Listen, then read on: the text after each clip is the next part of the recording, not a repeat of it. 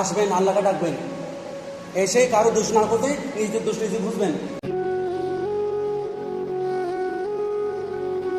যারা নিয়মিত নামাজ পড়বে, নামাজের অভ্যাসটা কোনোরকম করে ফেলতে পারলে আপনার নামাজ আপনাকে সুদ থেকে দূরে রাখবে, ঘুষ থেকে দূরে রাখবে, দুর্নীতি থেকে দূরে রাখবে, মা বাবার সাথে বেয়াদবি করা থেকে, বড়জনের সাথে বেয়াদবি করা থেকে দূরে রাখবে, আলেমকে অসম্মান করা থেকে দূরে রাখবে। সুবহানাল্লাহ। তো যাই হোক, প্রত্যেকেই 5 ওয়াক্ত নামাজ জামাত আদায় করার চেষ্টা করবেন। জুমার নামাজে আপনারা আগে আসবেন। আমি আপনাদের কারো নাতির বয়সে, কারো ছেলের বয়সে, কারো ভাইয়ের বয়সে, কারো বন্ধুর বয়সে, কিন্তু আমার পরিচয় এই জায়নামাজে যতক্ষণ থাকবো, মসজিদে যতক্ষণ থাকবো, আমার পরিচয় খতিব ইমাম সাহেব। কোরআনে আল্লাহ বলেছেন, হাদিসে রাসূল বলেছেন, কোরআন থেকে আল্লাহ থেকে আপনারা যদি কেউ বেশি বুঝার চেষ্টা করেন, খোদার কসম আপনি জাহান্নামী। আল্লাহর সাথে বেয়াদবি, আল্লাহর সাথে বাটপারি। আল্লাহর দুনিয়ায় মুসলমান দাবি করবেন, দাঁড়িয়ে রাখবেন, নামাজ পড়বেন, তাসবিহ তাহলিল পড়বেন, আবার আল্লাহর সাথে বেয়াদবিও করবেন।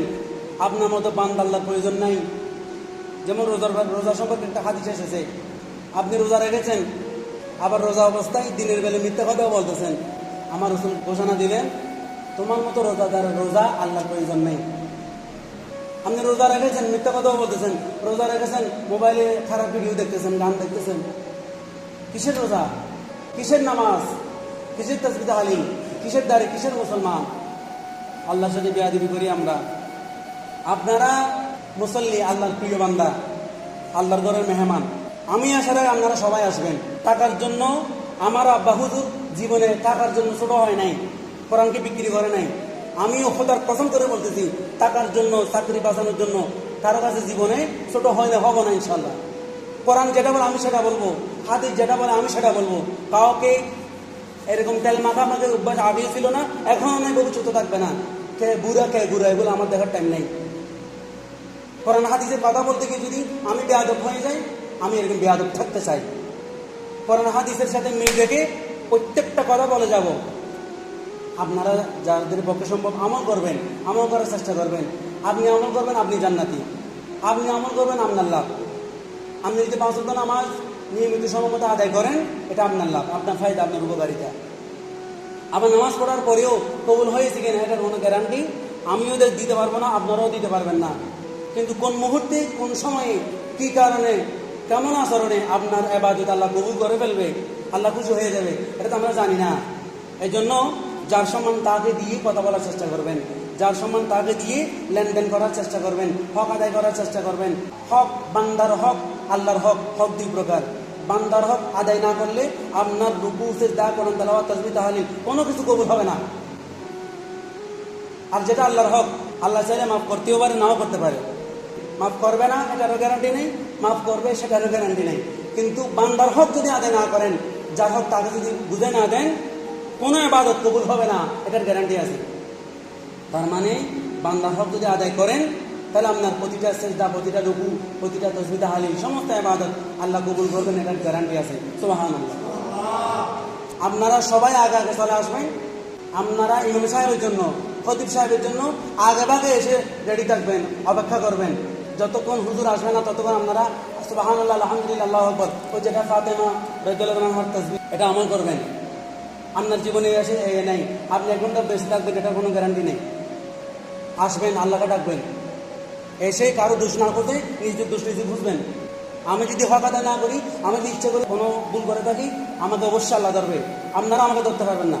এটা কোরআনের কথা, হাদিসের কথা। আলেমকে সম্মান না দেওয়া মানে রাসূলকে অসম্মান করা। আল উলামা ওয়ারাসাতুল আম্বিয়া, এটা নবীর হাদিস, রাসূল পাকের হাদিস।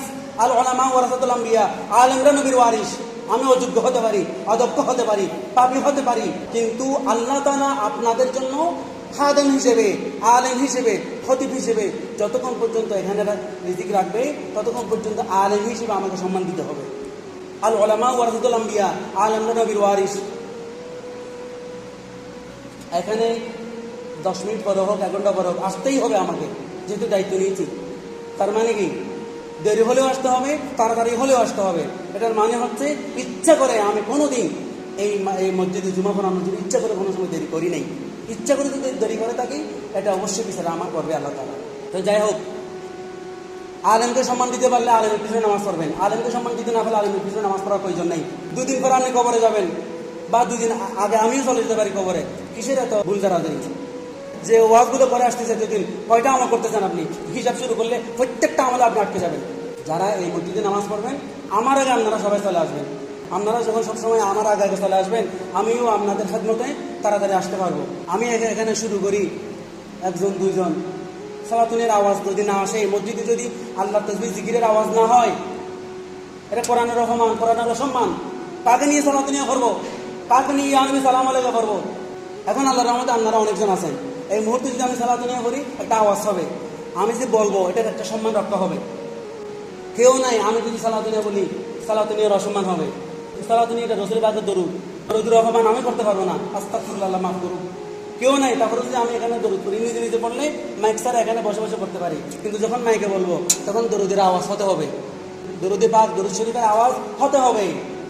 তা আমি আপনাদের কদমে, আপনাদের পায়ে হাত রেখে বলে যাচ্ছি, আপনারা সবাই 12টা 15-এর ভিতরে চলে আসবেন। বুঝতে তো আগে সেরে ফেলবেন আর কি।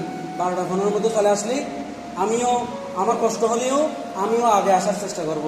আপনারা সবাই যখন আগে আগে চলে আসবেন, এই মসজিদে যারা পড়বেন, জোর নাই, বাধ্যতামূলক না, যারা এই মসজিদে পড়বেন তাদেরকে অনুরোধ করতেছি, আগে আগে চলে আসলে আমিও তাড়াতাড়ি আসতে পারবো।